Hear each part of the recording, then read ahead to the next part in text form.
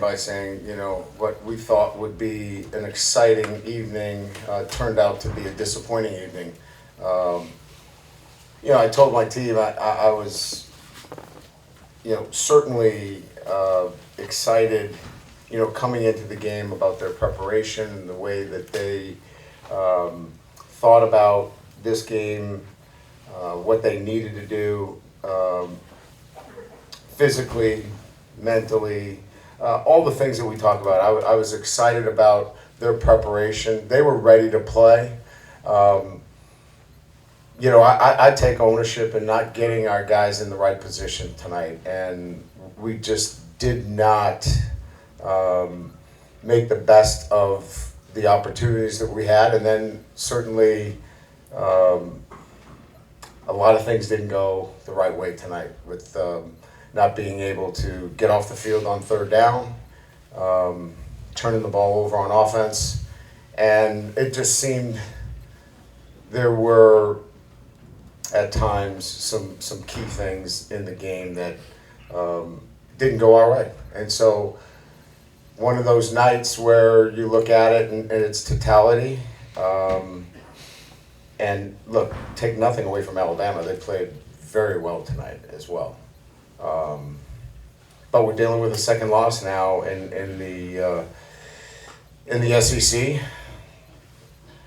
and we're on the uphill, certainly. But we've got to, as coaches, we've got to put our guys in a better position to succeed. That's the challenge that I have. I own that, and we've got to play cleaner football, and we've got to get off the field, certainly. Those are the two big takeaways for me in terms of the game itself, and then certainly some of the untimely things that happened during the game that were critical, that really put us back relative to the game itself, whether they were untimely penalties or third down conversions. They all impacted the game and the eventual outcome. So with that, we'll open it up to questions. Ryan, it looked like you spent a lot of the second half talking to Blake, just talking to him on the sideline, trying to figure some things out, I guess. Is that what you were doing? Were you able to come up with any answers? Yeah, again, look, if you're watching the game, you're like, what did these guys do for 2 weeks? Like, we have a scheme to stop the quarterback. We did not get that done. So I take responsibility for it. Blake is not going to hide from the responsibility, but we also have to put our players in the right position too, to take advantage of what they're capable of doing. So we own it together, and we've got to get it fixed, certainly, because it's been a couple of weeks now, in 2 games. So I respect the inquiries and the questions, because we now go into these last 3 games with the need to win all 3 of these games and play better football in the month of November. Coach, when you're sort of talking about trying to find the right way to put the guys in the right spot to make plays, are you talking about just trying to find the right schematic fit for these guys, the right schematic answers? Yeah, so it's a little bit about, we're not reinventing the wheel when it comes to defending the quarterback. There's only a couple of ways to defend him, and so we have to be able to get our players that we're not trading any of them. There's no waiver wire. We're not, bringing anybody up from, the demo squad. We've got to come up with the right answers on what works best for the guys that we have. And it hasn't worked very well these last couple of games. So we got to go back and start all over again and look at what's the best way to defend in certain situations with the players that we currently have, because they want to do it. They were ready. They were locked in. They were focused. they had the right mindset coming into this game. Coach, how do you approach the last 3 weeks of the season knowing that the college football playoff is likely out of the question? Yeah, I think everybody asked the same question. We really, look, they're disappointed. We're disappointed in the way we performed. You know, we're not going, these guys are not like, hey, we're out of the playoffs. That's not what they're disappointed, and I'm disappointed that we didn't live up to the standards of LSU football. That affects us more than the damn playoffs.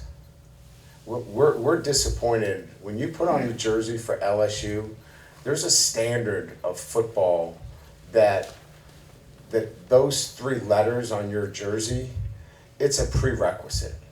And we didn't live up to that. That's the disappointment. Brian, you mentioned got to get it fixed. In the coming days, weeks, months, how do you address the deficiencies that you see in this program? How do you go about fixing it? Well, deficiencies are a relative term, right? I mean, we just beat, we beat Ole Miss here in a great game that beat Georgia, right? I mean, we went on the road and beat, a really good South Carolina team, that had a great victory, against A&M. So playing in the SEC is a dogfight. We did not play up to our standards tonight. So, fixing is a relative term, right? We have to do some hard thinking relative to how do we put our kids in a better position to succeed. And then, quite frankly, take care of the football. We've got 6 turnovers in the last 2 games. If I told you you're going to turn over the ball 6 times against A&M and Alabama, how do you feel about that? I'd say not very good. As well as, we got to get off the field, and stop the running quarterback. So those, when you break it down, are really the big things that we'll be looking at. In the back. After the USC game, you had referenced sort of a feeling on the sideline with the players that maybe they felt like the game had been won before it was over. Was there a point tonight where you felt the opposite might have been true, that they felt like they were out of it before the game was over? No. I mean, those guys kept fighting, kept playing. You saw we scored with, 11 seconds to go? I think that's probably a pretty good indication. They blitzed 7 against us with 22 seconds to go. They didn't quit. We didn't quit. We kept playing. We didn't look at the scoreboard. They didn't obviously look at the scoreboard. They didn't want us to score. Nussmeier got knocked down and got a personal foul penalty with about a minute to go in the game. That was 2 teams still playing right to the very end. Offhand, just from your view, particularly early in the game, what was the biggest problem on 3rd down? I mean, I'd have to go back and look at, 3rd down is about, first of all, staying out of 3rd down and long. As you know, the national percentages of success on 3rd down are about 40%. So stay out of 3rd and long, I mean, generally speaking. I mean, some of it is about, decision making, some of it about blitz protection, some of it is a little bit all of that. We've been really good in 3rd down situations traditionally during the year. I think, again, the turnover really put us back. The face mask penalty was a momentum killer for us in the game. So, I could sit here and kind of, the bottom line is we didn't play to the standard of LSU football. That's on me. I've got to make sure that we put our players in better positions to succeed, and that's the work I'll do. 3rd down is, and I'm not poo-pooing the question, but 3rd down is something that I think we can work through and continue to get better at.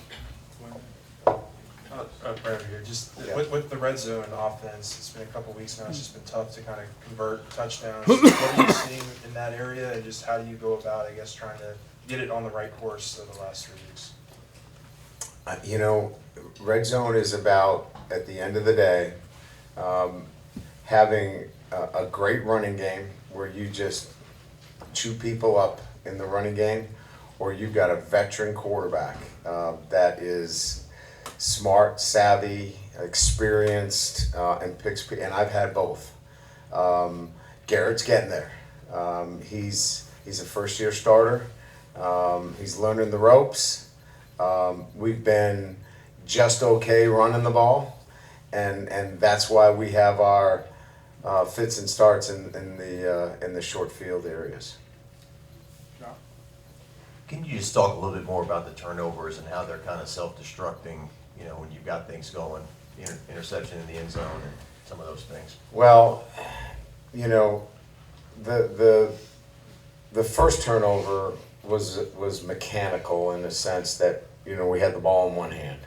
Quarterbacks, when they get flushed out of the pocket, and Garrett will tell you this, you should have had a second hand on the football. However, we had a young guy in there who missed the protection. He got flushed. And hence, we can sit here again and talk about all the particulars. The bottom line is we turn the football over. We got to go back and we got to work on that. And we got to get two hands on the football. Those are fundamentals. That's on me. That's on coaching. We got to coach better and make sure that gets done. The second one was bracket coverage. And unfortunately, I have seen that interception way too many times in my career. It is a free linebacker that can just drop, and you have to play with touch and throw to the back line, and we just didn't do it there. So I feel like I'm standing here trying to make excuses, and I don't want to do that. We just got to coach better in those situations. You keep mentioning playing up to the LSU standard. Yeah. Can you put your finger on why that just didn't happen tonight? Well, I think I kind of talked about a little bit of it, right? The inability to get off the field on third down was, tactical in some instances, not being leveraged on the football the right way. Again, it wasn't for a lack of effort. It wasn't for a lack of want to. We have to continue to work with the guys that we have out there. We got a lot of young players out there.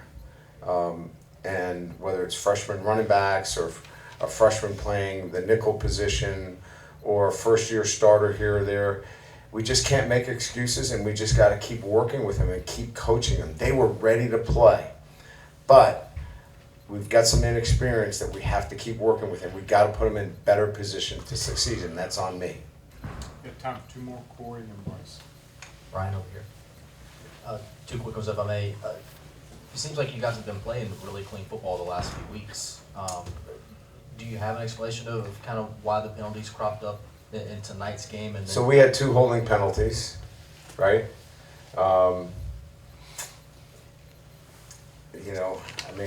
think we all would agree that holding penalties almost become what did I see or what I did not see that play. The face mask penalty, was it a face mask? I don't know. Yeah. Okay, so you were there, you saw it, you were on the field. Did you get the instant replay? Replay, ripped his head off? No. No. It was a touch. By rule, it was.